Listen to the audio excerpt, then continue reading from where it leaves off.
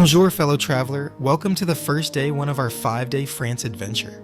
This is a week in travels, and today I'm taking you through a real-life, hour-by-hour itinerary of my very first trip to Paris. Whether you're new to traveling or a seasoned pro, this series is for you. Get ready for a fun, jam-packed day in Paris. We'll hit the must-see spots and share some secret tips. Now picture this.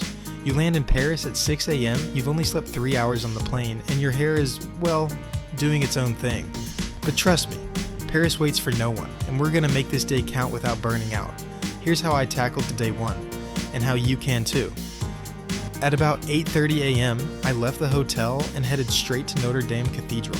Now, let me tell you, there's something magical about this historic monument in the soft morning light. I spent a couple of hours wandering around the cathedral and even made sure to check out the Treasury to see the Crown of Thorns.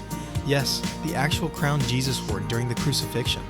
Getting into Notre Dame Cathedral is free, but you need a reservation online to pick your time. You can make a reservation up to 2 days before, and new times open up every day at midnight, Paris time. If you really want a specific time, try joining the online line about 15 minutes before midnight. To see the Treasury, where the Crown of Thorns is kept, you need a separate ticket that costs $12. Then, around noon, I strolled right over to Sainte Chapelle, which is super close to Notre Dame. The stained glass here is absolutely breathtaking. Definitely use the audio guide. It tells you all the cool stories behind each colorful window. I was totally mesmerized by the light and the history. After all that sightseeing, it was time for a break.